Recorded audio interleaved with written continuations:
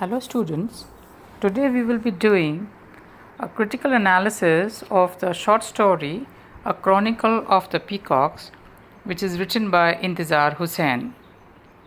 And Intizar Hussein's philosophy is that one cannot understand the present or the future without having a meaningful understanding of the past. So he says that आज को समझने के लिए हमें future और present को समझने के लिए हमें पास्ट का नॉलेज होना बहुत ज़रूरी है. So in this story in chronicle of the peacocks he actually seeks answers to the questions which are concerning contemporary issues. He also explores the medieval philosophy and the tradition of Dastan. So, for this he uses many ancient epics, mythology and traditional legends of Arabic, Urdu, Hindi and find a reincarnation in his stories. So, in this story, A Chronicle of the Peacocks, he finds answer to the puzzle of the atomic arms race between India and Pakistan in a scene from the epic Mahabharata. He draws characters from the great classic Mahabharata and shows the futility of war and the importance of universal peace, harmony, brotherhood and secularism. अब इस कहानी में Chronicle of the peacocks में ये एक तरह से जवाब ढूंढ रहा है इंडिया और पाकिस्तान के बीच में जो एटॉमिक जो रेस चल रही है एटॉमिक हथियारों के लिए, तो उसका कंपैरिजन वो करता है एपिक महाभारत से. अपनी जो महाभारत है उससे वो पैरेलल ड्रॉ करता है, उससे वो कंपेयर करता है और वो ये कहता है कि he shows the futility of war. Futility होता है क्या बोलते हैं, बेकार होना किसी चीज़ का, फ्यूटाइल होना. तो कहता है कि ये जो युद्ध हैं ये सब बेकार की चीज़ें हैं और हमको समझना चाहिए इम्पॉर्टेंस ऑफ यूनिवर्सल पीस, मतलब ये जो सार्वभौमिक पीस है, शांति है, हारमोनी है, भाईचारा है, ब्रदरहुड है और सेक्युलरिज्म, यानी धर्म के नाम पर हमें कोई भी झगड़े नहीं करने चाहिए. So in this story Intizar Hussain describes the pain of partition, exile and lost memories. There is an allegorical touch in the story. जो peacocks of Rajasthan, they are frighten to death. अब यहाँ पर ये जो इसका ये कहानी की शुरुआत होती है कि कैसे इंडिया ने पोखरण में जो वो न्यूक्लियर वो एटॉमिक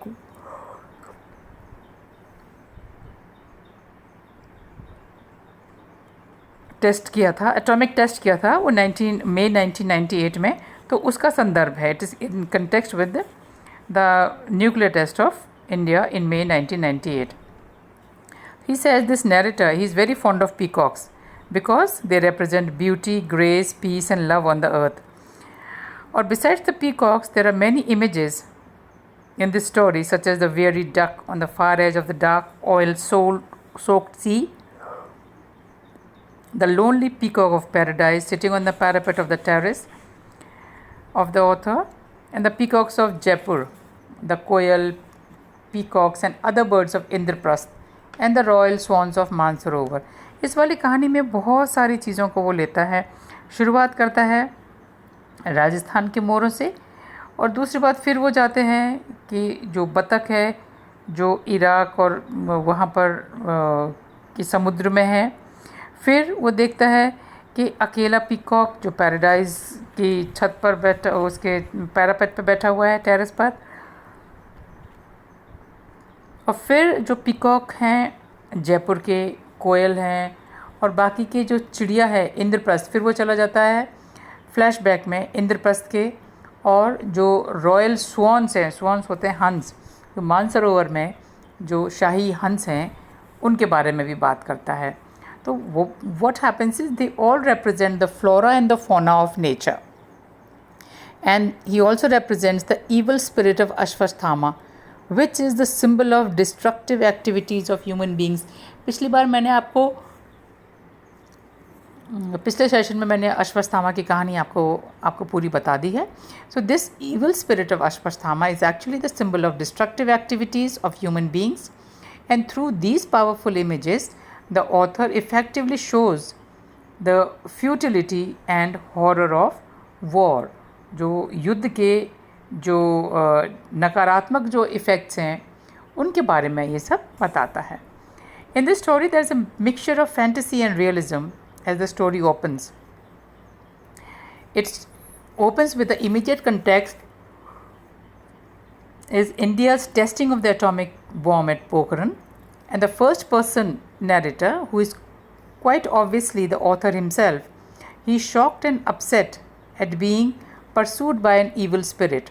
और हमें अभी तक पता नहीं है who this evil spirit is. Only at the end of the story we come to know that this evil spirit is of Ashwatthama. So only towards the end of the narrative it is revealed that this evil spirit is Ashwatthama, and it is India's testing of the atomic bomb has resulted in all the peacocks of Rajasthan flying away in fear. Hussain is pointing out at the destruction of the natural world, which is occurring as the consequence of the use of more and more sophisticated weapons of mass destruction in war. ये बहुत ज़रूरी बात है. देखने वाली बात यह है कि हुसैन इन सब चीज़ों से ये पॉइंट आउट कर रहा है कि जो विनाश के जो अपने नेचुरल वर्ल्ड का जो विनाश करने के लिए जो ये चीज़ें रोज़ की रोज़ अपन इन्वेंट कर रहे हैं, more and more sophisticated weapons of mass destruction, जो अपन बहुत ज़्यादा व्यापक रूप से जो डिस्ट्रक्टिव वेपन्स हम जो यूज़ कर रहे हैं, he is actually pointing out to these. It is a fact that environmental degradation as a consequence of man's greed for power is never given much significance. अब यहाँ पर environmental issues भी हैं कि human beings are becoming so greedy that they are not bothered about environment. For the same reason, news about the peacocks is tucked away as a small note amidst the more terrifying news about the explosion. So he is actually trying to focus his attention on natural environment. So he is saying that the news about the explosion, they are in bold letters, whereas the news about peacocks, it is actually peacocks. Over here he is symbolizing the environment, the love for his environment, love for peace. So because peacocks are very gentle, meek creatures, so they represent love and peace and beauty. So he's saying that nobody is bothered about this environment. So people are focusing more on explosions and destructive weapons. So the writer says that by writing a column about the peacocks, the author thinks that he has done his duty and is free from all the obligations. But he feels that it is not the case. कि सिर्फ एक छोटा सा article लिख के he can't be free. So he says that this manner in which that insignificant piece of information continues to haunt and disturb him, the author leads him to illustrate his mental state by using the example of a legend about Manuji. Manuji's fish that continues to grow till it becomes so large that it has to be released into the sea. I have also given you the reference of Manuji and the fish. पिछले sessions में I have given you in detail about this things. So here I am giving you only the critical analysis of the whole story. So I'll give you all this in brief. In a similar manner, the small note about the peacocks continues to overwhelm the author's imagination, that this author is forced to write about this explosion and about the condition of the peacocks. So there is a mixture of fantasy and realism which continues to build up this story. From Manuji's world, we move into the author's world. A flashback to the past takes us to the earlier occasion, and Hussain recalls his first visit to Jaipur and his amazing encounter with the beautiful peacocks. And they turn out in such great numbers that they are seen on every tree, rock and hill. वो इतने सारे मोरों को देखता है. ये flashback है, पुरानी बातों को याद करता है. When he had gone to Jaipur, कितना सारा उसको peacocks दिखे थे. This is, however, a picture from peaceful times. But post Pokhran, there are no peacocks to be seen anywhere. ये सब पोखरन के न्यूक्लियर टेस्ट से पहले की बात है. But after the nuclear test, no peacocks are visible. That is, he means to say that there has been a change in the environment, in the ecological imbalance has been created by the explosion. So he says Hussein's technique of juxtaposing memory and the factual situation allows him to heighten the contrast in the situation. So इन दोनों का contrast करता है with the memory and the facts. While his first vision of the peacocks was one of beauty and grace, the second vision is of a battered and bruised, lonely peacock on a distant hill which rises from the sky, screaming with terror when the author approaches him. I have mentioned this also in my previous lecture. There's a comparison between the battered and the bruised peacock after the Pokhran, and also the beautiful peacocks before the Pokhran when he had visited Jaipur. There are no peacock songs to welcome him now. Now, despondent and terrified, dejected and bewildered, the peacock is the very picture of desolation. So, suddenly in the story, the perspective shifts to a more global context, and Hussain recalls another similar picture of devastation. Here, the another picture of devastation is the duck covered with foul effluence watching the waves in disbelief. This weary bird is a symbol of horrors of war between United States and Iraq. The two images become a powerful condemnation of all forms of violence. ये दो images हैं, एक तो मोर की और एक वो बतख की. तो ये दोनों ही images बहुत ही पावरफुल कंडेमनेशन है किसी भी प्रकार के वायलेंस का, because a lot of violence is going on in the world. अपन रोज़ की न्यूज़ सुनते हैं, अमेरिका और Iraq, there is a war going on between these two countries. And also India and Pakistan, तो आदत ही पड़ गई है रोज़ाना की सुनने की that there is skirmishes on the borders of India and Pakistan. So the suffering of these natural creatures for no fault of theirs is a reminder to us that we are not too far behind. While we destroy their habitat and the world, the needle of destruction is moving towards us at the same time. अब ये कह रहे हैं कि there's a description, अब हम उन birds को हम destroy कर रहे हैं, that is we are destroying the nature.